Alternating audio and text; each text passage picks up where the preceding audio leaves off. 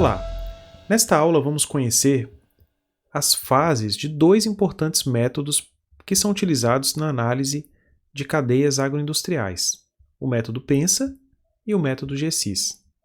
O método PENSA trata-se de um método fenomenológico que permite realizar uma análise sistêmica das relações entre os agentes econômicos que compõem determinada cadeia produtiva, permitindo mapear as interfaces com os ambientes institucional e organizacional.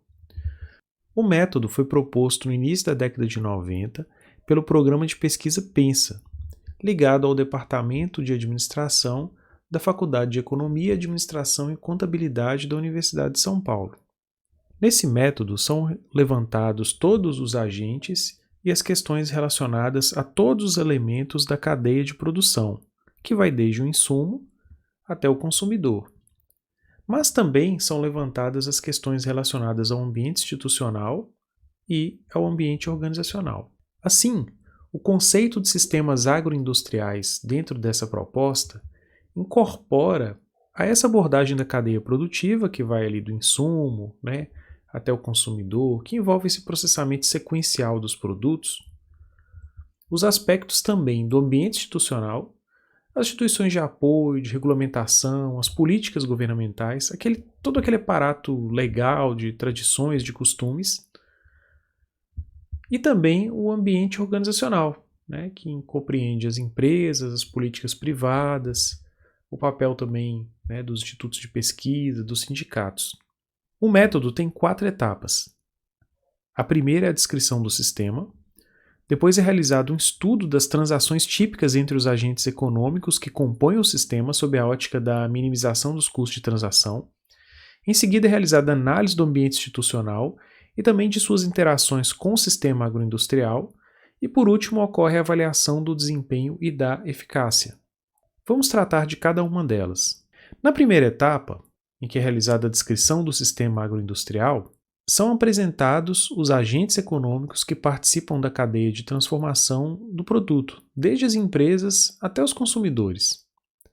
Além disso, caracteriza-se os ambientes organizacional, institucional, tecnológico e competitivo, tendo, portanto, essas 5 etapas que visualizamos na figura. Ao fazer a descrição do sistema, procuramos mapear os fluxos de produtos, o fluxo financeiro e também o fluxo de informação, desde o insumo até o consumidor final. Ao caracterizar o ambiente organizacional, procuramos identificar as organizações de apoio ao sistema agroindustrial, tais como instituições de pesquisa, os órgãos de representação de classe, como sindicatos, federações, associações de classe também, e identificamos e caracterizamos também cooperativas ou instituições financeiras de fomento que estejam envolvidas nesse ambiente. Ao caracterizar o ambiente institucional, na terceira etapa ali, nós vamos levantar a legislação e regulamentação, que vão estabelecer as normas para a conduta das empresas e dos agentes nesse sistema. Vamos identificar eventuais tradições, costumes, valores, a cultura que permeia o ambiente de negócio nesse setor. Também vamos identificar as políticas macroeconômicas para ele. Também vamos caracterizar o ambiente tecnológico. Vamos procurar identificar quais são as tecnologias disponíveis, qual o estágio de desenvolvimento em que essas tecnologias se encontram no setor, o que a gente chama de paradigma tecnológico, e vamos identificar também eventuais oportunidades e desafios que o setor tem em relação à tecnologia. Por último, vamos caracterizar o ambiente competitivo, procurando analisar a estrutura mesmo do mercado, os padrões de concorrência, o grau de rivalidade entre as empresas. Vamos analisar também os atributos do produto daquele setor. Então é uma primeira etapa muito importante para se entender como que o sistema funciona. Na segunda fase, nós vamos analisar as transações entre os agentes econômicos, que foram mapeados naquela primeira fase. Isso vai envolver então outras 3 fases. Vamos analisar os atributos da transação, analisar os mecanismos de coordenação e também analisar os mecanismos de incentivo e monitoramento. Os atributos de transação que a gente vai avaliar envolvem a frequência, por exemplo, o grau em que as transações se repetem, a eventual incerteza envolvida nas operações, a especificidade, a existência ou um grau muito específico de algum fator humano ou locacional, ou físico, ou temporal que caracteriza aquele setor. Depois nós vamos fazer uma análise dos mecanismos de coordenação. Isso envolve identificar, descrever e caracterizar os mecanismos de coordenação adotados nesse setor. Isso pode ser relacionado ao mercado, como também questões envolvendo a questão da integração vertical, hierarquia mesmo que existe nesse sistema de coordenação, desse sistema agroindustrial. E por último, vamos analisar os mecanismos de incentivo adotados pelos agentes em busca do alinhamento dos interesses entre as partes. Isso envolve analisar os contratos, como funciona o pagamento de prêmios e bônus, eventuais penalidades e multas. Na terceira etapa, vai se avaliar o impacto do ambiente institucional e sua relação com o sistema agroindustrial. A ideia aqui é detectar as mudanças no ambiente institucional que geram impacto na organização, no desempenho, na eficiência do sistema agroindustrial, o que a gente faz aí nessa primeira etapa, no primeiro quadrinho. Depois, em seguida, a gente vai descobrir o padrão de conflitos nas relações entre os agentes econômicos e como eles podem ser solucionados. No terceiro momento, vai ser avaliada a incerteza do ambiente por meio da variável direitos de propriedade. A gente vai ver o tanto que, o grau, o nível em que esses direitos de propriedade são protegidos, que garantias que existem para garantir ou para proteger esses direitos. Essa vai ser a principal variável nessa análise. E por último, a gente vai determinar quais são as incertezas do ambiente, que são decorrentes inclusive dessa análise da qualidade do ambiente institucional. Por último, é realizada a análise do desempenho da eficiência, e ela envolve duas atividades. A gente realiza uma complexa tarefa que é a análise da eficiência e também vamos produzir algumas considerações finais. A primeira análise, a análise da eficiência, vai avaliar o alinhamento entre os atributos de transação e os mecanismos de governança. A ideia é verificar se o mecanismo de coordenação do sistema agroindustrial que é adotado atualmente ou que está sendo proposto, se ele é o mais adequado. Será que o padrão de relação entre os agentes oferece os incentivos necessários para que as trocas esperadas ocorram a um baixo custo de transação? Será que as garantias oferecidas, os contratos, o aparato legal, as regras no setor são eficientes para a proteção dos direitos das partes e para a prevenção de comportamentos oportunísticos? Então, são algumas questões que serão pesadas e analisadas ao fazer essa análise. E daí, a gente pode fazer algumas considerações finais. Podemos pensar o que a gente pode sugerir em termos de políticas públicas e também políticas específicas dessas organizações envolvidas no sistema agroindustrial que podem ser desenhadas tentando resolver essas questões problemáticas que a gente encontrar na análise de forma a minimizar os custos de transação, reduzir os conflitos e aumentar a eficiência geral, o desempenho geral do sistema. O método GSIS, Chain Plan, ele se trata de uma metodologia para a implantação da gestão estratégica em sistemas produtivos que é realizada em 5 etapas. Ele permite o desenho, o mapeamento e a quantificação do valor da produção dos sistemas agroindustriais.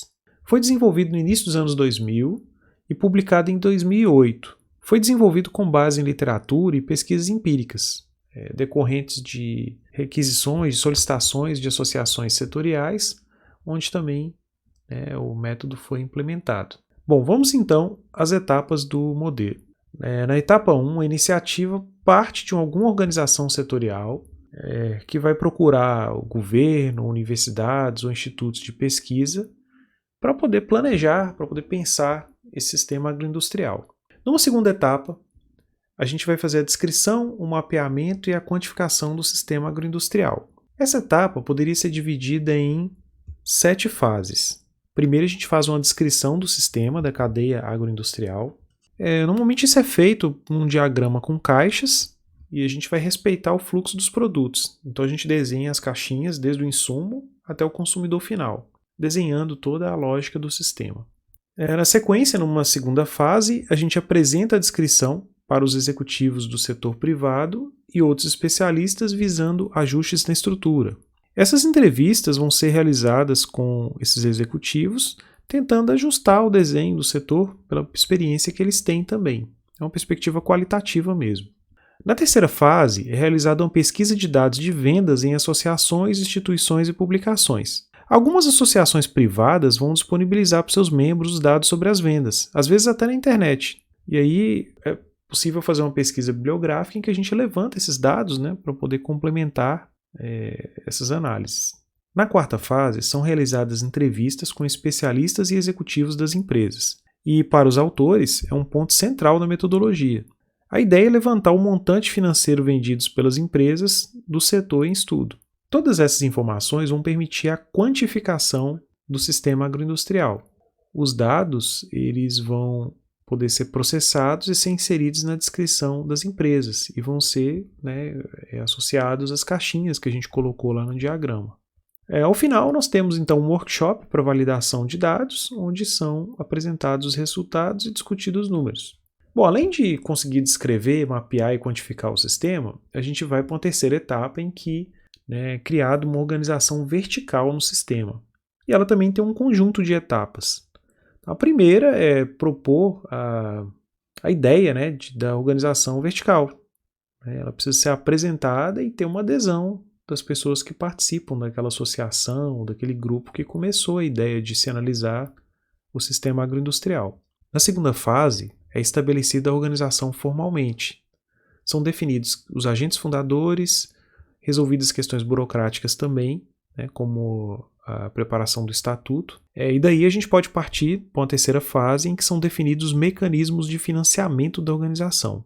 A ideia é definir quais as contribuições vão ser dadas pelo setor privado e quais serão os recursos também que virão, né, da iniciativa do setor público. Em seguida, formada a diretoria e definida a estrutura operacional. Em seguida, na quinta fase, diversas ações são desenvolvidas para ampliar o número de associados. Em alguns casos, para custear a estrutura dessa instituição que é criada, são cobradas taxas também, para que ela possa se tornar viável. Finalmente, é medido o desempenho. Então, os resultados obtidos com o alcance das metas dessa associação devem ser, dessa organização vertical, devem ser medidos. E, preferencialmente, a gente precisa ter algum critério quantitativo. Resultados mesmo em termos de consumo, de produção, de empregos, de margens das empresas. Então, é preciso que ela alcance resultados efetivos para seus associados, que possam ser medidos. Numa quarta etapa, então, é montado o plano estratégico para o sistema agroindustrial. E essa figura resume a ideia por trás da montagem desse plano. Então, na fase 1, que é a introdutória, a ideia é verificar se já existia algum plano, se a instituição, por exemplo, já existia. Caso contrário, a gente vai estruturar todas as questões para poder construir o plano. Então, é pensar qual método de planejamento vai ser usado, definir equipe, realizar eventual benchmark, né, e demais ações necessárias para começar os trabalhos. Em seguida, na etapa 2, a gente faz uma análise das ameaças e das oportunidades. E na etapa 3, a gente faz uma análise da situação interna, ou seja, dos pontos fortes e fracos, como a gente faz também para uma empresa. Daí a gente vai conseguir deduzir quais são os objetivos para o sistema, na quarta etapa. Então nós vamos definir esses objetivos e quantificá-los. E isso é em termos de produção, se aquele sistema agroindustrial vai exportar, quanto que se pretende, quanto que vai ser demandado de importação, de vendas, como que a gente vai fazer para as empresas crescerem de forma sustentável. Então são todas questões que podem ser colocadas como objetivos. Daí, numa quinta etapa, vamos definir as estratégias para atingir esses objetivos, e isso vai nos levar a alguns projetos que vão ser definidos. Então nós vamos analisar potenciais produtivos, né, na forma de projetos de produção, de produto, de pesquisa, desenvolvimento, inovações, melhorias tecnológicas, né.